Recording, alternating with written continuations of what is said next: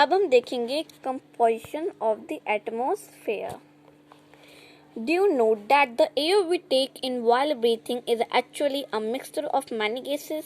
आपको पता है कि जो हम लेते हैं हवा अंदर अपने ब्रीथ करते हैं तो एक्चुअली में उसमें बहुत सारी गैसेज होती हैं हवाओं में, जैसे nitrogen, oxygen, carbon dioxide, helium, ozone, argon, hydrogen, बहुत सारे होते हैं। तो अब हम इनके बारे में अच्छे से समझते हैं। सबसे पहले हम इस पाई चार्ट में देख लेते हैं। इसमें बताया गया है कि गैसेस होती हैं जो, और वो उनकी जो कितनी परसेंटेज है। सबसे ज़्यादा होता है नाइट्रोजन जो कि 78% है। फिर होता है ऑक्सीजन जिसे हम इनहेल करते हैं, वो होता है 21%। देन होता है कार्बन डाइऑक्साइड जिसकी वजह से जो प्लांट्स है वो अपना खाना बनाते हैं, तो वो है 0.03%। और जो आर्गन है वो 0.93% है। और जो ऑल अदर्स गैसेस में कैसे आती है, जैसे हीलियम, ओजोन, हाइड्रोजन, ये सब बहुत लेसर क्वांटिटीज़ में पाई जाती हैं। और साथ ही में ये टाइनी डस्ट पार्टिकल्स है, वो भी इन ऑल अदर्स में आते हैं, जो कि 0.04% है।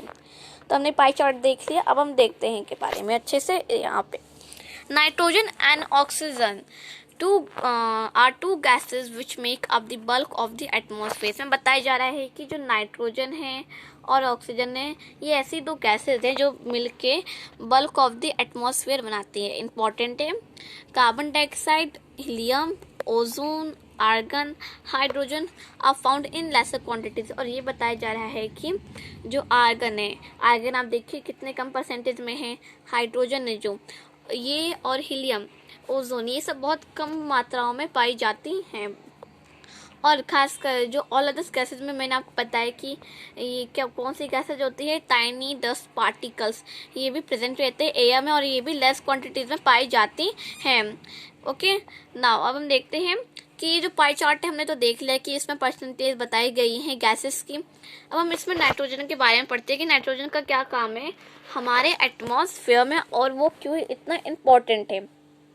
Nitrogen is the most plentiful gas in the air. आपको पता है नाइट्रोजन सबसे ज़्यादा मात्रा में पाई जाती है ना, हमने पाई चार्ट में देखा था 78%, और ये सबसे प्लेंटीफुल गैस है। When we inhale we take some amount of nitrogen into our lungs and exhale heat। क्या होता है कि जब भी हम सांस लेते तो हम थोड़ी सी नाइट्रोजन लेते हैं और फिर जिससे हमारा जो लंग है उसे एक्सहेल कर देता है।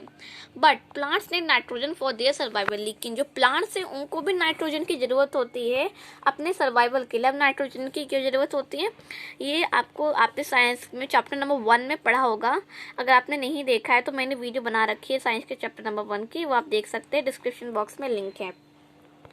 कि जो नाइट्रोजन है ना वो प्लांट डायरेक्टली इसलिए नहीं ले सकता क्योंकि वो ना उसे नहीं ले सकता, बिकॉज क्या है कि उसके रूट में है ना क्या होता है, एक बैक्टीरिया होता है जिसे हम कहते हैं रिजोबियम, तो उसके सॉइल के रूट में प्रेजेंट रहता है प्लांट के रूट में। फिर क्या होता है कि जो नाइट्रोजन अगर प्लांट को लेना होता है तो वो वहाँ से रिजोबियम खींचता है उस नाइट्रोजन को, देन उससे वो सॉल्युबल फॉर्म में कन्वर्ट कर देता है जिससे प्लांट ले सके। तो उसकी मदद से ये रिजोबियम बैक्टीरिया की मदद से प्लांट है वो नाइट्रोजन ले लेता है। अब आते हैं हम ऑक्सीजन के बारे में। देखिए जो ऑक्सीजन है वो सेकंड मोस्ट प्लांटीफुल गैस है एयर में, मतलब वो 21% पाया जाता है हमारे एयर में। जो ह्यूमंस एनिमल्स है वो ऑक्सीजन लेते हैं, इट मीन्स इनहेल करते हैं, ब्रीथ करते हैं, और फिर उसके बाद कार्बन डाइऑक्साइड को एक्सहेल कर देते हैं। और जो ग्रीन प्लांट्स है ना वो प्रोड्यूस कर देते हैं ऑक्सीजन को वो क्या करते हैं, प्रोड्यूस करते हैं, वो भी कब, फोटोसिंथेसिस के प्रोसेस में। फोटोसिंथेसिस मतलब उनके खाने बनाने का प्रोसेस में। खाने बनाने के प्रोसेस में ही सिर्फ वो क्या करते हैं, ऑक्सीजन को प्रोड्यूस करते हैं। और जब रात का समय होता है ना तब जो हमारा पेड़ है ना, जो प्लांट्स होते हैं वो कार्बन डाइऑक्साइड को रिलीज करते हैं। तो इसलिए कहते हैं कि रात में पेड़ के नीचे नहीं बैठना चाहिए क्योंकि उस वक्त वो कार्बन डाइऑक्साइड को रिलीज कर रहे होते हैं, ना कि ऑक्सीजन को।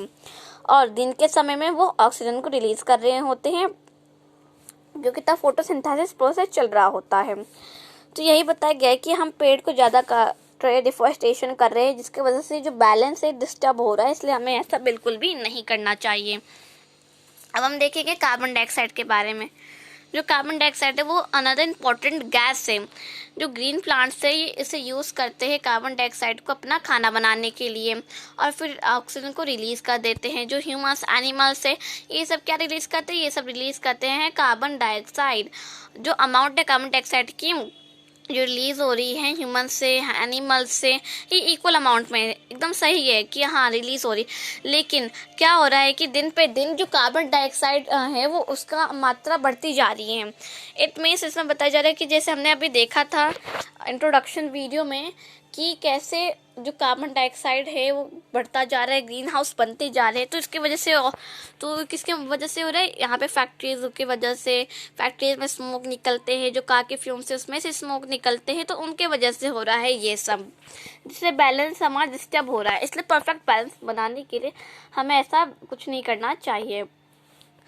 दे add billions of tons of carbon dioxide. My god, बहुत ज़्यादा कार्बन डाइऑक्साइड बढ़ रहा है। बिलियंस ऑफ टन्स, एक टन में 1000 किलोग्राम्स होते हैं, तो देखिए बिलियन टन्स में कितने होते हैं। और हर साल कार्बन डाइऑक्साइड बढ़ते जा रहा है, बढ़ते जा रहा है। जब कार्बन डाइऑक्साइड बढ़ेगा ना तो ग्लोबल वार्मिंग भी बढ़ेगी। As a result increase volume of carbon dioxide is affecting the earth weather and climate. और इसकी वजह से जो कार्बन डाइऑक्साइड है वो अफेक्ट करेगा हमारे अर्थ के वेदर और क्लाइमेट में। अब हम यहाँ देख लेते हैं। When air is during our box को, when air is heated, it expands, become lighter and goes up. Cold air is denser and heavy. That is why it tends to sink down. When hot air rises, cold air from surrounding area rushes there to fill in the gap. That is how air circulation takes place. इसमें क्या बताया जा रहा है, देखिए जब air गर्म होती है, when air is hot, तो क्या होती है वो लाइटर होती है, हल्की होती है। और जो भी एयर हल्की होती है, हॉट एयर जो हल्की होती है वो क्या करती है, वो राइज अप करती है, मतलब ऊपर के तरफ जाती है, एक एवोपोरेट होती है ना। और जो कोल्ड एयर होती है ना उनके में ऐसा नहीं होता है, वो हैवी होती हैं, they are heavy cold air. और ये ऊपर नहीं जाती, ये नहीं नीचे ही रहती। जैसे आप देख सकते हैं कोल्ड एरियाज़ में, तो कोल्ड एरियाज़ की जो एरियाज़ होते हैं वहाँ की जो एयर है वो भारी होती है। और क्या होता है कि जहाँ पे सूरज की किरणें, फॉर एग्जांपल ये आपका सन है, सन की किरणें जहाँ सीधे पड़ेगी वहाँ पे होगा लो प्रेशर, क्योंकि वहाँ की एयर गर्म होगी, राइज अप करेगी, तो वहाँ पे लो प्रेशर होगा। और जहाँ सूरज की किरणें क्या होती हैं, नहीं पहुँच पाती ज़्यादा, जैसे इस साइड साउथ के एकदम नॉर्थ के साइड, तो वहाँ पे क्या होता है, हाई प्रेशर होता है, वहाँ की जो एयर्स होती है वो कोल्ड होती है। जब क्या होता है, जब लो प्रेशर ऊपर की तरफ भी जाता रहता है, जब वहाँ की जो एयर है खाली हो जाती है, जो हाई प्रेशर वाली एयर है वो वहाँ पे जाके उनका स्थान ले लेती है। ऐसे ही होता रहता है। तो उसमें यही बताया जा रहा है कि जो जब गैप होने लगता है तो जो एयर होती है वो जाके उसका स्थान ले लेती है। तो ये था कंपोजिशन ऑफ द एटमॉस्फेयर के बारे में।